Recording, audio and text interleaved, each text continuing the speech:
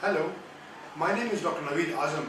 I'm a consultant gastroenterologist and hepatologist in Bangalore. Today, 28th of July, is designated World Hepatitis Day all over the world.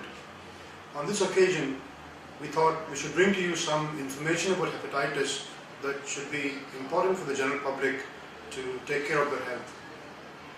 The term hepatitis generally means inflammation of the liver. There are many causes for this, and among them, viral hepatitis is one of the major causes.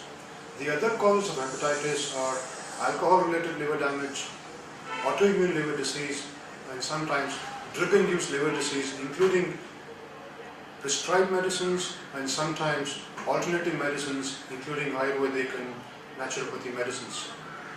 Generally, when we talk about hepatitis, we mean viral hepatitis. Viral hepatitis affects a lot of people all over the world. In fact, it is thought that about 1/3 of the population of the world suffers from hepatitis B, or at least is infected with it. And a significant number of patients, at least 1/3 or 1/4 of them, will go on to suffer from chronic liver disease. Hence, it is important to learn a little bit more about this, and so that we can manage it better. Hepatitis viruses that are of different types. They are generally waterborne or bloodborne. The waterborne hepatitis viruses are hepatitis A and hepatitis E. These generally tend to be self-limiting and very rarely cause any serious disease. So we need not spend too much time on this. For more information, you can consult your doctor about hepatitis A and E, which is waterborne diseases in general. We will spend a little bit more time talking about blood-borne hepatitis viruses, which is hepatitis B and hepatitis C. Let's first talk about hepatitis B. Hepatitis B is the most common form of viral hepatitis in the world. It affects almost 2 billion people on this earth, and unfortunately it affects about 40 million of our fellow citizens in India.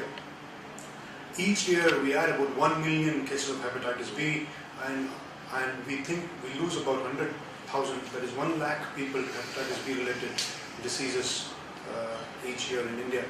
So the sad thing is the hepatitis B treatment is quite good nowadays, and it is a preventable disease with vaccination.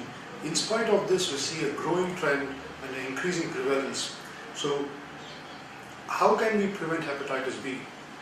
Hepatitis B is transmitted from blood products, organ transplants, from contaminated needles, and from mother to baby, as we think is the commonest form of transmission nowadays in India. There's been a lot of improvement in the last 20 years to take care of preventing transmissions from blood products and organ donations, but this is not a 100% accurate way of doing things. Mother to baby transmission remains a reality, and therefore there is a universal program of screening mothers for hepatitis B and vaccinating the baby for mothers who are positive and offering them treatment very early in life.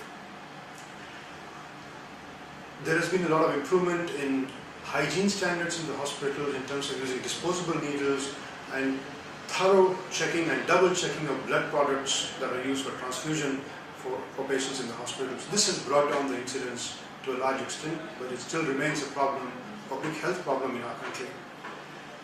There is a vaccine for hepatitis B which is available. It is not part of a universal vaccination program in all countries in the world, although I personally think it should be, but these vaccines are available for children and for adults to prevent the cases of hepatitis B.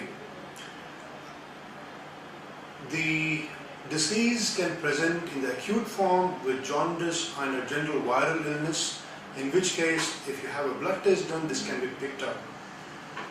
If this is detected in adulthood, then there's a high chance that with a short course of treatment, or even without treatment, your body is capable of fighting this infection and getting rid of it. But there will be a significant number of patients, around 10 to 15% of patients, who will go on to develop chronic hepatitis B, which needs long-term monitoring and treatment. Untreated disease will lead to cirrhosis, which is scarring of the liver and can lead to liver failure and liver cancer. Hence the importance of preventing, early detection by screening, and early treatment and effective treatment in consultation with your physician or gastroenterologist. Hepatitis B transmission is, as I said, from mother to baby when the child is in the womb or during the time of the delivery. Other modes of transmission are through contaminated needles and through blood product transfusions. So it is very important to take care of these things and talk to your doctors, particularly during pregnancies, to screen for hepatitis B. So this is one of the effective ways of managing and controlling the prevalence of this disease and reducing the burden for the future. Now coming to hepatitis C. Hepatitis C is another form of chronic viral hepatitis which affects a slightly less number of people, but about 1% of the population in our country is affected. Hepatitis C, unfortunately, is not detected except with a blood test, as it does not produce jaundice, unlike other hepatitis viruses. Hepatitis C is generally detected on a blood test when you check for an antibody, and then your doctor will guide you through the process of managing it once it is detected.